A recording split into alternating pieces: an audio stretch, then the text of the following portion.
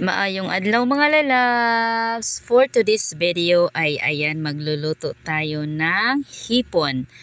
Sa amin naman yan is ulang.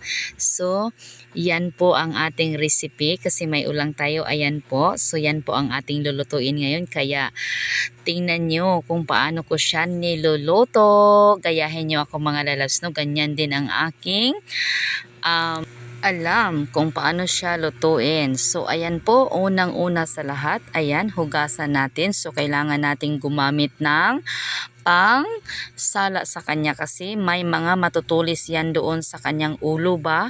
So, kailangan natin yung tanggalin, guntingin natin yun para hindi tayo matunok. So, sa Bisaya, matunok yun.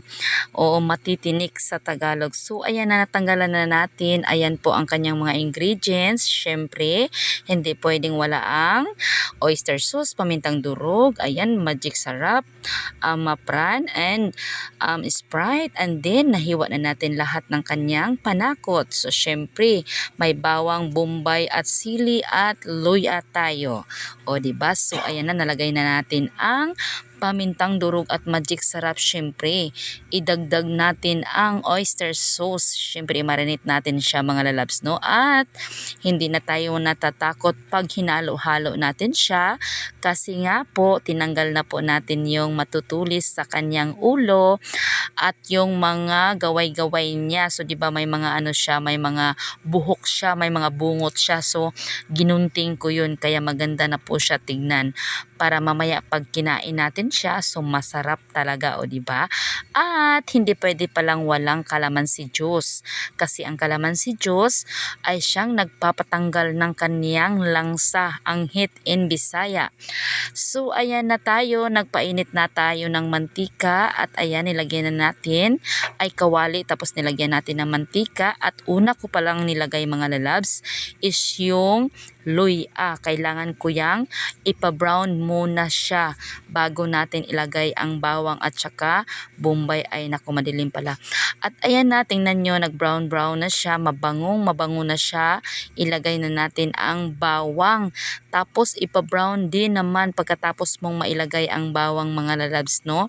Kasi napakabango po pag brown na po talaga lahat.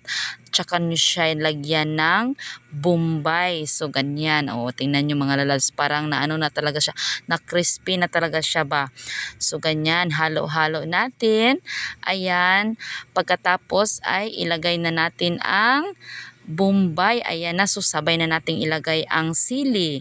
Kulikot po yan. So, medyo mas masarap yung may kunting anghang, o diba? So, ayan na po siya.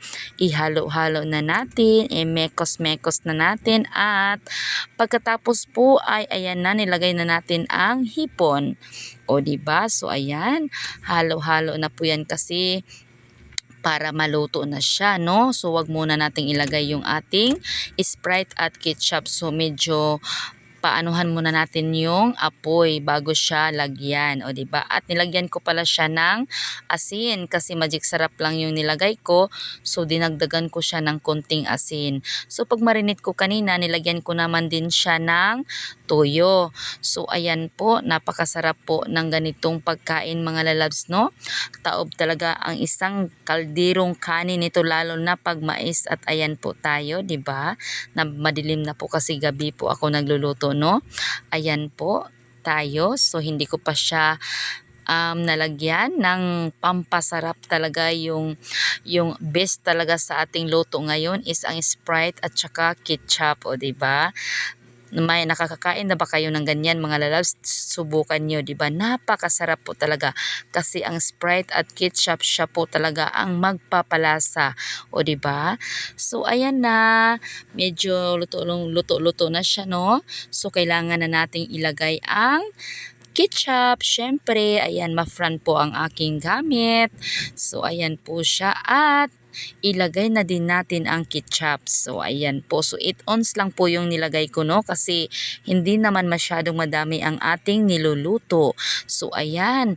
Ihalo-halo na natin mga lalabs, no? Hanggang talagang sticky na ba yung sabaw niya mga lalabs. Pag sticky na siya, so pwede nyo na siyang tanggalin. Pero pag ganyan pa ang hitsura niya, ayan, pakulo-kulo pa siya. So kailangan mo pa talagang may apoy pa, no? Hindi mo pa pwedeng tanggalin yan kasi kailangan talaga is yung maglaot na talaga yung sabaw niya, mag-sticky na nga, maglaot in Bisaya, o diba? So saksak sinagol ang ating mga salita dito mga lalabs, no? At ayan na siya. So medyo inaantay ko talaga siya na maging sticky. So ayan na po siya, tingnan nyo mga loves, nag-iba na, at nilagyan ko na siya ng sibuyas dahon na hiniwa-hiwa ko siya ng maliliit. Ayan po, nagpapabango din po yan, o diba? At saka ayan, pagkatapos yan, tapos na po mga loves kasi nag-sticky na po ang kanyang sabaw. So ayan na, kain na po tayo. Thank you Lord sa mga blessings. So kakain na po tayo, napakasarap na hapunan, hipon na may Sprite at ketchup, so, diba? Kain po tayo mga lalabs. So ayan po tayo, kain lang po ng kain. Sobrang sarap po ang ating luto mga lalabs, no? At mauubos ko po yung kanin na yan kasi nagugutom po talaga ako mga lalabs galing sa paglalako ng ating mga paninda ng aking plasticware kasi nga Wednesday ngayon, no?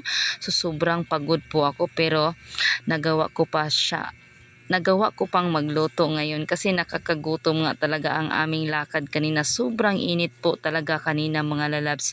So ayan po tayo, ginawa ko po yan kasi nga gusto ko talagang kumain, no? At thank you sa aking asawa na nagdala niyan. Ayan, tapos na tayong kumain. Ayan na ang natira sa akin at ayan naman ang aking nauubos. So yun lamang po ang aking ganap today. Thank you everyone for watching my videos. Thank you so much. Walang puas na pasasalamat ko sa inyo sa palaging subaybay nyo sa akin.